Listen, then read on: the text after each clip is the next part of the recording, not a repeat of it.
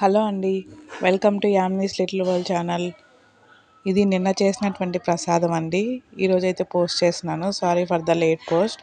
దేవీ నవరాత్రుల్లో 6వ రోజు ఈ విధంగా కొబ్బరి రైస్ అయితే చేసేసి అమ్మవారికి ప్రసాదంగా పెట్టుకొని పూజ చేసుకున్నాము. ఏ విధంగా చేయాలో చూసేద్దాం రండి. కావాల్సిన పదార్థాలు: కొబ్బరి ఈ విధంగా తురుము పెట్టేసుకున్నానండి, 4 పచ్చిమిర్చి, జీడిపప్పు అండ్ పల్లీలు కొంచెము, ఈ విధంగా పోపు దినుసులు, కరివేపాకు, కొంచెం అల్లం ముక్క ఈ విధంగా తరిగి పెట్టేసేసుకున్నాను. ముందుగా అయితే ఒక ప్యాన్ తీసేసుకునేసి ప్యాన్లో 3 టేబుల్ స్పూన్ వరకు నెయ్యి యాడ్ చేసుకున్నానండి. నెయ్యి ఇష్టం లేని వాళ్ళు ఆయిల్ కూడా యాడ్ చేసేసుకోవచ్చు. తర్వాత దాంట్లో పల్లీలు ముందుగా ఈ విధంగా జస్ట్ ఒక 2 సెకండ్స్ ఈ విధంగా పల్లీలు వేగాక జీడిపప్పు కూడా వేసేసుకునేసి లైట్ గోల్డెన్ కలర్ వచ్చేంత వరకు అయితే పల్లీలు జీడిపప్పు వేయించేసుకునేసి అవి ఒక ప్లేట్లో తీసేసుకునేసి పక్కన పెట్టేసుకోవాలండి. చూడండి, ఇక్కడ నాకు వేగిపోయాయి. ఈ విధంగా ప్లేట్లో తీసుకొని పక్కన పెట్టేసుకోండి. అదే ప్యాన్లో ఇప్పుడు పోపు దినుసులు ఉంటాయి కదా, ఆవాలు 1 టేబుల్ స్పూను, జీలకర్ర 1 టేబుల్ స్పూను, పచ్చెనపప్పు 2 టేబుల్ స్పూను, మినపప్పు 1 టేబుల్ స్పూన్ వేసేసుకునేసి ఇవి కూడా లైట్ గోల్డెన్ కలర్ వచ్చేంత వరకు వేగాక అల్లం మనం చిన్నగా చాప్ చేసుకున్నాం కదా, అది 1 టేబుల్ స్పూన్ వరకు అల్లం ముక్కలు కూడా వేసేసుకోండి.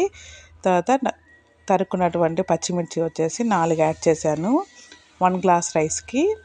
తర్వాత కొంచెం పచ్చి కరివేపాకు కూడా యాడ్ చేసేసుకోండి. అదంతా బాగా వేగాక పచ్చి కొబ్బరి మనం తురుము పెట్టుకున్నాం కదా, ఆ పచ్చి కొబ్బరిని కూడా ఈ విధంగా వేసేసుకునేసి లైట్గా మనకు పచ్చి వాసన పోయేంత వరకు ఒక 2-3 మినిట్స్ అయితే ఈ విధంగా నేతిలో ఫ్రై చేసుకోవాలండి. చూడండి, ఈ విధంగా ఫ్రై అయితే సరిపోతుంది.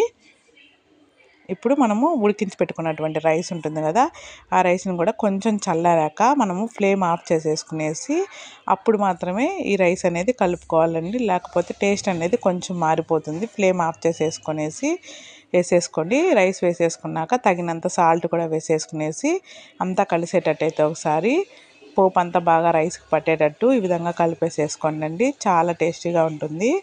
అంతే అండి, చాలా ఈజీగా అయిపోతుంది కొబ్బరి రైస్ అయితేను. పైన గార్నిష్ కోసం అయితే ఈ విధంగా పల్లీలు జీడిపప్పు కూడా నెత్తిలో వేయించుకున్నాం కదా, అవి ఈ విధంగా గార్నిష్ చేసేసుకునేసి వేసేసుకుంటే రైస్ అయితే కంప్లీట్ అయిపోయిందండి. ఈ విధంగా మనం బౌల్లోకి అయితే సర్వ్ చేసేసుకునేసి అమ్మవారికి అయితే ప్రసాదం చేసి పెట్టుకున్నాను. దేవీ నవరాత్రుల్లో 6వ రోజు ఈ విధంగా కొబ్బరి రైస్ చేసి అమ్మవారికి ప్రసాదంగా పెట్టుకునేసి అయితే నేను పూజ అయితే కంప్లీట్ చేసుకున్నానండి. మీరందరూ ఎలా చేశారో నాకైతే తప్పకుండా కమెంట్ చేయండి. ఈ వీడియో కనుక మీకు నచ్చినట్లయితే లైక్ చేసి షేర్ చేసి సబ్స్క్రైబ్ చేయండి. Thank you for watching my video. Please like, share, subscribe my channel.